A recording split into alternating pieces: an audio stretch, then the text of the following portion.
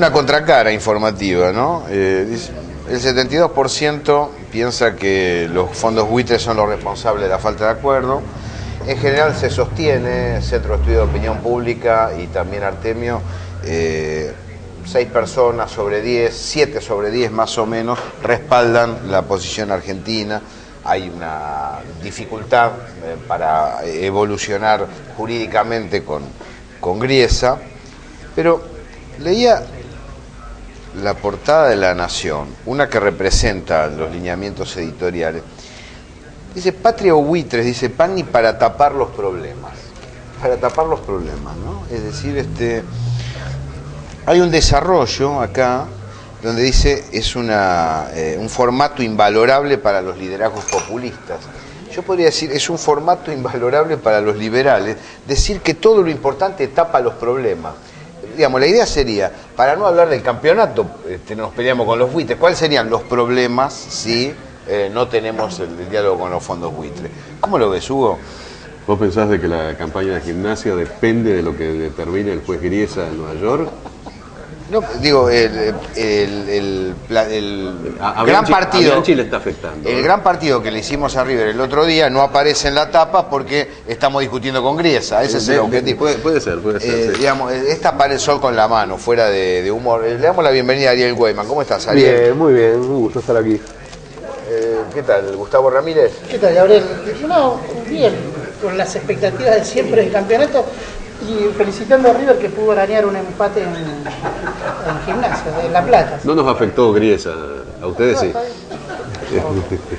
Nos afecta el fútbol. No, creo que lo que decís, Gabriel, es parte de la razón. Los problemas que te pondrían sobre la mesa los liberales de la nación son la inseguridad, la posible entrada al default, la supuesta crisis económica. Y esto se va transmitiendo en cierto sector poblacional. Ayer venía en el subte y me tocó escuchar una conversación muy curiosa, ¿no? Una mujer, supuestamente como estaba vestida de clase media, se podría decir, con un muchacho más joven, y venían hablando que, por ejemplo, el gobierno utilizaba la aparición del nieto de Estela de Carlotto para tapar las otras problemáticas. Claro, el tema, tenía, ¿no? La filosofía de tapar te da para cualquier cosa. Bueno, pero esa señora, cualquier cosa, que uno no sabe quién es esa señora, pero hay un periodista, un crítico cinematográfico, Antín, que escribe habitualmente sus columnas en Perfil, que se enoja porque la tapa de Barcelona, donde Barcelona conoce un claro, dice, hacen aparecer nietos cada vez que tienen un problema. Cada vez que tienen un problema, dice, lo que Barcelona dice en joda, dice Quintín, que es su seudónimo, yo lo dije en serio. Claro. El gobierno planifica la aparición de los nietos. Claro. Pero, a ver, despejemos entonces, vamos a tenderle la mano, digamos. Ponele que no hablen de inseguridad, que no mientan de nuevo de lo que está pasando. Que hablen de crisis económica. ¿Hay crisis económica en la República Argentina? Por ahí, lo pregunto con sinceridad, ¿se puede hablar de crisis como habla la Nación de manera permanente? No como habla la Nación, pero indudablemente tenés algunos elementos que indican que no estás en crisis, pero que tenés que tomar,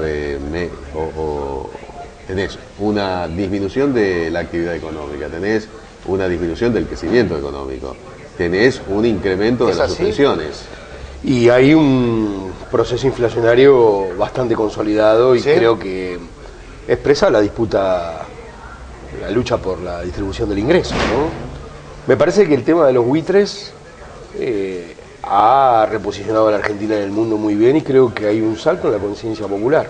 No solamente un problema de mejoramiento de imagen, sino que se asumió como conciencia colectiva la importancia de la actitud soberana de la Argentina frente a el capitalismo financiero globalizado, ¿no?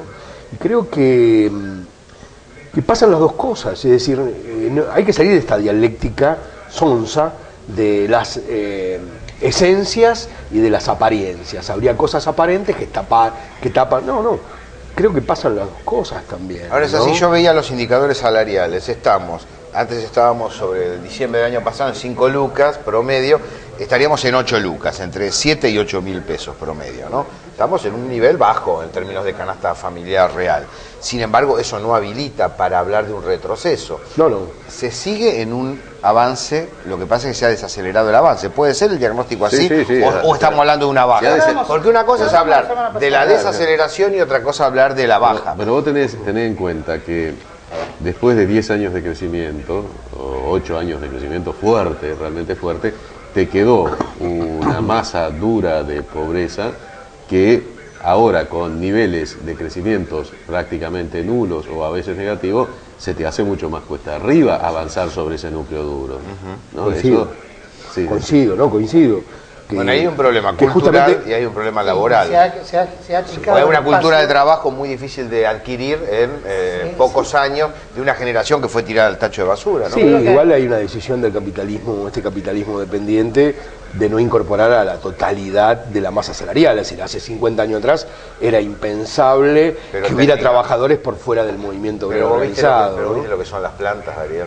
Las plantas de trabajo están muy reducidas por la tecnología, ¿no? Donde tenías 2.000 obreros, vos ahora con 500 lo resolvés. Bueno, pero hay 5 millones de trabajadores que no gozan los beneficios de la paritaria, por ejemplo, no tienen obra social y de algún modo que forman parte. Eso es responsabilidad del Estado también. Y que forman parte de la economía social y Los popular, o sindicatos son también los no registrados de la economía formal. Bueno, esos justamente son los que están sintiendo, los que no pueden adecuar sus ingresos vía paritarias, están sintiendo los efectos de los aumentos sensibles, que por otro lado son justamente los que escriben ahí en La Nación, los responsables, o la expresión o los responsables de esto, porque la inflación, recordémoslo, no es un fenómeno meteorológico. Hablando de patrones, el vicepresidente de la AMIA debe haber sido un empleador bastante duro, ¿no? Para que le meta un tiro al empleado, sin justificar nada. Es interesante lo que hablaba recién y lo que trajo a la mesa Hugo de la responsabilidad de los sindicatos en determinadas situaciones. La cuestión es que se podría armar también, como en viejas épocas, una especie de consejo económico donde estuvieran en esa mesa para llegar a un acuerdo social mucho más macro, en función de poder tener un control férreo y verdadero sobre los precios, más allá de la campaña de precios cuidados. En esta mesa de consenso social, la pata sindical, la pata empresarial y el Estado como fuerte interventor en esta política y con generación de políticas concretas. Es decir, el Estado no ha gatillado ahí, no apretó el acelerador. Me parece que se ha conformado en este sentido con campañas más bien expresivas que concretas respecto a lo que es el control de precios. Blanquea a su empleado, claro, cosa para que el trabajador, si no tomás la determinación no para sucede. El trabajador también hay algo que es claro, el trabajador obviamente donde ve la situación económica es en el gasto que hace mensualmente. Un trabajador promedio lo que hace es pagar alquiler. En la Argentina necesitamos una ley de alquileres que privilegie y que proteja el salario de un trabajador, porque la mayoría de los que alquilan son trabajadores. Entonces, si queremos incentivar el consumo, como pidió la presidenta hacia adentro, tenemos primero que sustituir importaciones. Eso es un hecho totalmente natural, digamos, y propio del peronismo. Ahora, una vez que se logre, y eso va a generar fuente de trabajo también. Ahora, una vez que logremos eso, para consolidar el poder adquisitivo tenemos que empezar a tocar sectores que son sensibles. El primer sector sensible es la vivienda para el trabajador. Correcto. Ahora, a pesar de eso, donde hay una situación estructural de fondo como la que está señalando a resolver, lo cierto es que las paritarias funcionaron según el planteo de los sindicatos. No es que alguien le dijo, no, acá tenés un techo, vos no podés negociar por el 30. Los planes fueron adecuados, las jubilaciones fueron aumentadas. Es decir, a nivel de ingreso promedio no tiene por qué haber decaído, ¿o sí? No, hubo un desfasaje entre el incremento de la inflación del primer cuatrimestre y la cobranza de los aumentos de las paritarias. Ahí se produce un desfasaje. 3 meses de diferencia. Y además tenés lo que comentábamos la semana pasada, en donde la diferencia en esos salarios entre 5 y 8 mil pesos que decís, y la canasta, en la medida que eso queda congelado hasta el próximo aumento, fraccionado en 2 o 3 aumentos en la mayor parte de los convenios, ese incremento entre un aumento y otro, y un incremento inflacionario que puede ser 4 o 5%, te provoca una situación de gente que está por encima del nivel de pobreza, cae simplemente porque es muy justo lo que hay entre un nivel y otro. No nos olvidemos que a principio de año hubo una devaluación que nos guste o no, sea mínima, máxima, impacta directamente claro. sobre el poder adquisitivo de los Y sobre la trabajadores, capacidad de ahorro. Y ahora, llevó, porque uno apuesta al a ahorro una en elevación de pesos. las tasas de interés. Yo creo que partimos de un piso consolidado muy fuerte, ¿no? Estos 11 años partimos de una nueva historia, un Claro, nuevo no estamos hablando de direccionamiento. Grecia, no estamos hablando de cosas A mí me parece que lo que hay que poner sobre la mesa, porque los problemas no son económicos, es su derivación, puede ser económica. El problema es político. ¿Cuál es la agenda? ¿Y cuál es la fuerza social para poder acompañar las cosas que faltan? Si vos querés desarrollar un proyecto de país industrial, no es posible, después de 11 años, que el sector de la economía que más rentabilidad tenga sea el sector financiero. Es necesaria una reforma financiera. Y ahora que se pone en la agenda el tema de el impuesto a las ganancias para la cuarta categoría, que es un problema que afecta al 12% de los trabajadores y se ha transformado en un problema de agenda del 100%.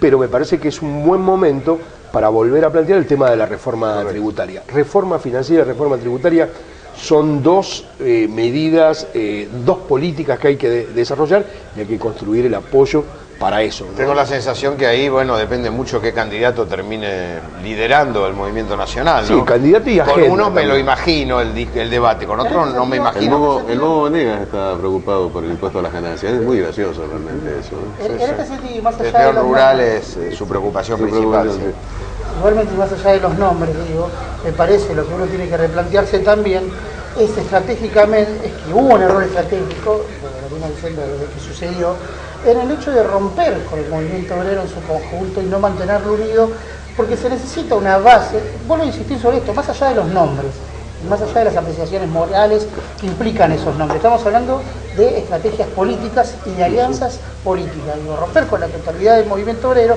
implica perder fuerza hacia adentro del campo nacional. Sí. Más allá de las representatividades, vuelvo a insistir, está porque claro. cuando se discute esto, muchos, inclusive la militancia, discute cuestiones de nombres y cuestiones de apreciaciones morales. No, no. Hay un Estamos sector hablando de medio, política. hay un sector Esto es medio. fundamental, es fundamental porque a lo que le falta a este proceso, por eso a veces hablamos de suba de precio, inflaciones, y en realidad el problema es político, es un problema de correlación de fuerza. Lo que le falta a este proceso es el protagonismo de los La voz trabajadores. callejera del trabajador. Y me parece que sobre este diagnóstico, que ya lo hablamos tantas veces y el cual compartimos, de lo que se trata es, ¿cuál es la agenda? Claro. ¿Qué paso vamos a dar para poder recomponer la unidad del movimiento obrero? En unas sociedades como la nuestra hay una diferencia de poder tremendo entre el poder económico y los trabajadores. Ahora, si aparte de todo eso los trabajadores están fragmentados y están divididos, bueno, me parece que no podemos aspirar a seguir profundizando en un sentido de liberación nacional y social si realmente... Creo que por un no- lado hay un sector medio del movimiento nacional que no ve la importancia del sindicalismo en la vida argentina, aún siendo parte, entendiendo las causas populares, pero no se dan cuenta de lo que es un sindicato, que exista o que no exista. Ahora, también dentro de ese error, que creo que hay que señalarlo, como ustedes bien dicen, hay una responsabilidad dirigencial. Sí, Hay, claro. es decir, acá hay dirigentes que, es decir, se pelearon una vez con un funcionario y se tomaron el palo y se pasaron al bando de los fondos buitres, podríamos decir. Y esto está claro, digo, sin hay- ningún hay- tipo de... No podés- Hay Es una que- responsabilidad muy grande en función de no entender el proceso histórico que se está viviendo en el momento que sucedió la ruptura. Digo, ¿dónde quedás parado después de eso? Claro, Lo hemos vos no hablado podés muchas veces. pirarte en una rompes dirección para antinacional. quedar parado frente a esta visión antinacional y terminar siendo representante de los intereses de la oligarquía, estás en un problema, por más que sea vocero, aunque no estés convencido de eso. Digo, la cuestión es cómo hacer también para fijar, el movimiento obrero siempre tuvo su propia agenda y en ese sentido también ha perdido la brújula en cuanto ¿Hay a errores fijar, en la conducción política? su propia agenda No, política. el tema del movimiento obrero, en lo que significó a Moyano y toda esa central gremial, es increíble. Ir a apostar por de Narváez, apostar por Massa, incluso abrazarse con Macri y ver si también se pueden acomodar ahí, resulta de alguien que ha perdido absolutamente la brújula. No son ninguno de esos dirigentes precisamente alguien desconocidos en la política argentina, ¿no? No, es que están pensando en un sindicalismo al margen de un proyecto político. Lo único que está prevaleciendo y esto es una historia que me parece que tiene un hilo a lo largo de décadas, el colaboracionismo, el colaboracionismo y el etcétera. participacionismo, que de lo que se trata es poner los huevos en todas las canastas, ¿no? Y preservar exclusivamente los intereses propios. Me parece que con esa mentalidad es muy difícil aportar desde los trabajadores organizados a la transformación del país en un sentido de justicia. O tenés una doble trampa. Entonces, no es que adhieran a tal corriente ideológica. No. Están en otro juego. Su juego los lleva a poner huevos con Scioli, a poder con Massa, a poner con Macri. Hacen una doble trampa. El gobierno, que perdió una base de sustentación importante, y por otra parte un movimiento sindical en todas sus variantes que no identifica un proyecto nacional. Entonces Moyano, a lo largo de buena parte de este recorrido, más allá Bancó una situación aún en situaciones desfavorables. Sí, claro. Ahora, ¿qué es lo que banca? Es una situación lamentable. Una duda. Porque ha perdido también la agenda. Vas a acordar a Pino Solana. Ha perdido la agenda, cultural, ¿no? En ese sentido, ese movimiento obrero. Después, ahora, pero discúlpame, pero los trabajadores, vos lo escuchás esto, lo escuchás, el tema de los fondos buitres fue tremendo porque la gente empezó a hablar en voz alta, y vos lo escuchás viajando en el colectivo, lo escuchás cuando vas a la carnicería, y los trabajadores están con la posición de gobierno, con esto y con muchas otras cosas, reconociendo otras cosas que por ahí no lo habían reconocido antes. Entonces también hay como un sector que no lo respalda. Hay como una contradicción entre la base social y la dirigencia sindical también. decir que la negociación con los fondos buitres corresponde a un error del gobierno. Me parece que es no tener clara la lectura de lo que se está haciendo, ¿no? Che, ¿Kicillof es candidato? Y Nosotros lo sentimos ya eso. Yo ya lo he planteado de que es el candidato de Cristina, no cabe duda. Ahora Sí, que no cabe duda. No, para mí no me cabe duda. Lo que sí es que Es tenga, como los merecimientos de gimnasia. que el otro día, tenga, no que cabe tenga duda. viabilidad es otra cosa. No, Pero voy a insistir que se perfila fuertemente, por lo menos por lo que uno viene observando, y empieza a crecer, viene de menor a mayor, Randazzo. Yo creo que Scioli, guarda. No, yo creo no que es lo mismo un proyecto que el otro. Yo creo que está bien discutir de nombres, pero me parece Encarnan políticas, Ariel, me parece que hay que discutir la agenda. Cuando con Néstor y Cristina, cuando estaban Néstor y Cristina, ¿cómo le metés a Scioli la reforma de las entidades financieras? había ¿Cómo un piso haces para que el tipo agarre y diga vamos a debatir? Bueno, pero hay que discutir la agenda. ¿Y vos crees que me parece que hay no que se la podés meter esa agenda? Sí, yo creo que del debate sí, no digo que la va a sancionar, no, ahora, el debate de entidades financieras y el debate de alquileres, de inmobiliaria, lo podés ¿Por qué no se sostener. hizo ahora eso? Pregunto. Porque se hizo tanto durante 10 años. Si no, es resolver todo. me parece que Sí, son puntos nodales, digo, también, ¿no? El No dale tra- la IPF, el tramo que sancionar las paritarias. yo creo que el tramo Ojalá que se viene hubiera hecho, ojalá se hubiera hecho, ¿cómo no? Entiendo la perspectiva política, digo, pero Asignación pensemos universal. cómo se puede pensar y cómo podés escuchar a Doña Rosa. Si querés. Y desde ese planteo, por ahí la pregunta, ¿no? Para ir pensando esto de cómo armar la agenda y qué construís en esa agenda. Y hacia dónde la construís. Sí, pero también me parece a mí que el tramo que viene exige una nueva modalidad política, ¿no? De otro tipo de construcción, no en términos de los actores, obviamente, pero sí discutir por dónde vamos a ir y con qué fuerza social movilizada va a acompañar, ¿no? Porque, bueno, los signos están a la vista, ¿no? Hay un golpeteo inflacionario importante y esto es el resultado, es la respuesta del poder económico a la medida de gobierno. Muy bien, ¿cómo se contrarresta esto? Esto se contrarresta con más amplitud política, con más frente político, con más movimiento nacional, y me parece que la discusión de las candidaturas tiene que estar en ese contexto. Bueno, ¿por dónde vamos a avanzar? ¿Qué es lo que vamos a darle prioridad? ¿De dónde vamos a sacar los recursos? ¿De dónde vamos a sacar los recursos? Es decir, ¿cuál es el sector que va a poner o va a seguir poniendo, ¿no? ¿Y en qué cantidad? ¿Qué candidato va a ser interlocutor del movimiento obrero? Vale. Yo el tema de los pronósticos se lo dejo a alguien que sabe de esto, como es Elisa Carrió, ¿no? A propósito... ¿Tenés dificultades viendo más allá del 2015? ¿Tenés bruma o sos confiado? ¿Sos optimista? No. Me parece que es un panorama muy fluido, muy difícil de hacer pronósticos. Ya ves que incluso no tenés el candidato del kirchnerismo hasta ahora. ni tampoco tenés qué papel va a jugar o hacia dónde se va a inclinar Cristina. Lo único que sabe firme son los candidatos que están en Scioli, que además va a jugar dentro del kirchnerismo, eso no me cabe duda ya a esta altura, pero cómo será la interna, no, hay demasiadas variantes como para hacer pronósticos, y además, como siempre te repito, el señor de la Metro Goldwyn Mayer, Samuel Meyer, decía una cosa que yo me aferro puntualmente: nunca conviene hacer pronósticos, sobre todo hacia el futuro. Gran arranque de Pedrito Troglio. Nos encontramos la semana que viene.